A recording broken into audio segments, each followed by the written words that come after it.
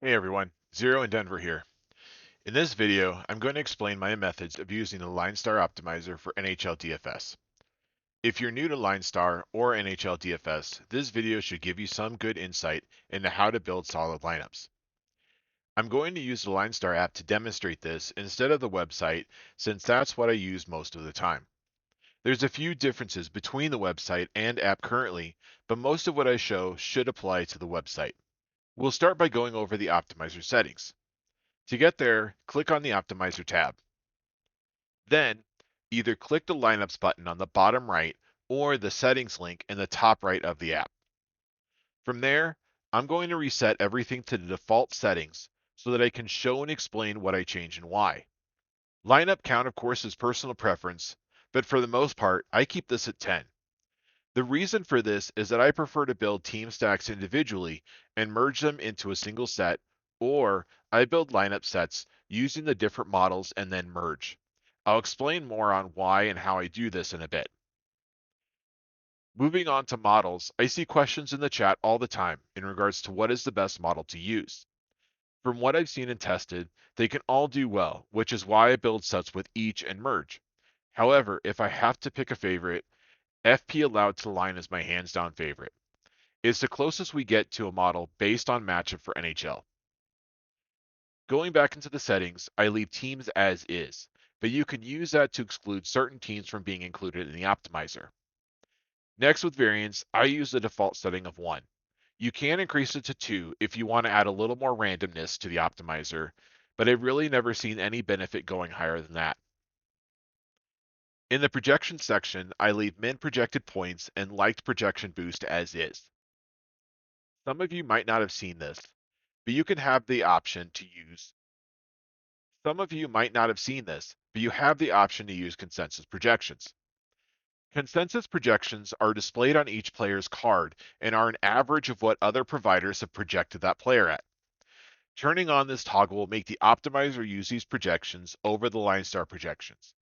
If you're using consensus projections though, I recommend using the default model. I leave salary settings as is. For player settings, I leave the default settings for most of these. The only ones I tend to change are offensive max line.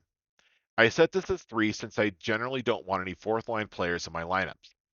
Fourth line skaters just don't get enough playing time on average for me to play them, especially on larger slates. I leave exposure settings as is. However, I do change goalie exposure.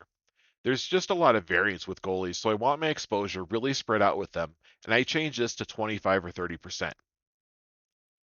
For flex override, I check off center, left wing, and right wing, leaving out defense. Forwards generally have a higher ceiling, so I want that extra center or wing in my lineup over a third defenseman. And also, this just has to do with how I build my stacks. I prefer 3-3 stacks of 3 forwards from 2 different teams. So let's take a look at stack settings. There's a lot of different ways to run stacks. Like I said, my favorite stack is a 3-3 stack, which means 3 players from one team and 3 players from another team.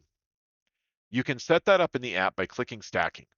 Right now, I don't have any stacks, but I can click in the top right corner or the tap here to create one link to add a stack. Since I'm running a 3-3 stack, I'll choose 3 for stack size, and I'm going to uncheck D and G from positions allowed because again, I only want centers and wings in my stacks. For me, I've just never liked using a 3-3 stack that included a defenseman. What usually happens I've seen is that I'll get a stack with 2 good forwards and a questionable defenseman. Like I never get a Colorado stack with McKinnon, Rantanen, and Makar. It might be Rantanen, Nishushkin, and Jack Johnson. So I stick with 3 forwards. Now for general stack settings, here's what I generally change. I change line range from 1 to 4 to just be from 1 to 3. Again, I don't want any fourth line stacks in my lineups. For max defenseman, the default is 4 and I turn that all the way down to 0. I prefer even strength lines just because the players are on the ice together for the most part, so I leave stack players must be on the same line checked. You can do players selected must be on a power play line, but that's going to limit your stacks in some way, so I leave that unchecked. In the individual stack settings, you have global exposure for all teams. I generally set this at 50%. For me, this gives enough space to let the optimizer run without restricting it too much. If you wanted to exclude a team from being stacked, you can lower their exposure to 0. To finish our 3-3 stack, I'll add another stack and do the same settings.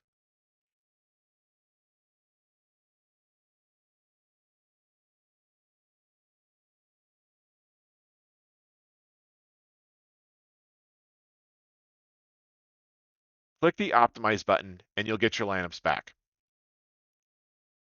I always click Teams to see what I'm getting, as well as taking a look at the player exposure. At this point, we built lineups, but we did it in the slot machine way. In other words, we didn't give any input into who we like or who we really want to play. This can be fine, but I'll say that in 2023, you're probably not going to do well most of the time by doing this method. So let me show you a couple ways to improve. One of the easiest ways in Linestar is to build lineup sets with different models and merge those lineups into one set.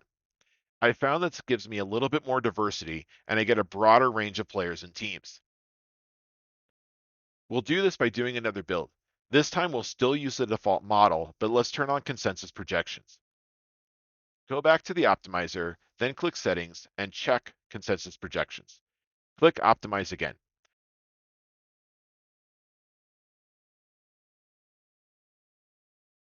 You can see there's a difference in the teams I'm getting back.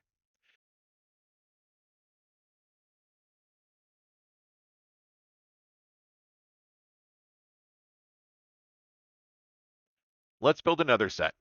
Turn off consensus and change the model to FP allowed to line.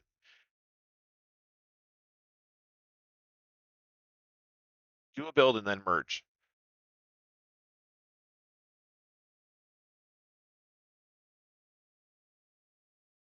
Looking at what we got back, we still might not have the teams, lines, or players that we want. For example, you'll see that I have no Boston lineups. This might not be a problem, but let's say I want to have some Boston lineups. How do I fix that? Here's what I do. Go into the optimizer and change your stacks. Here, I'm going to set global exposure to 0, but I'm going to edit Boston to be 100%. Now when I run it, I should get more of what I'm looking for. This will certainly take longer to do to break it out by team and do a build and merge, but this is really my preferred approach to lineup building.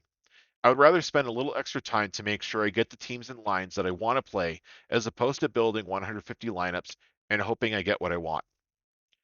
So all that said, here's how I start to build for tonight's slate. Looking at teams I want to play tonight, I'll start to go through and build sets for teams like Carolina, Toronto, Vegas, Boston, Colorado, etc. And then I'll build small sets and merge them together. Again, going through, excluding lineups I don't really want to play, and making sure that I have the lineups that I do want to play. So I hope this gives a little insight into how I approach a build, and I hope this gives a little bit more insight into how the Linestar Optimizer works. If you have any questions, please hit me up in Linestar chat or drop a question in the comments. Thanks for watching.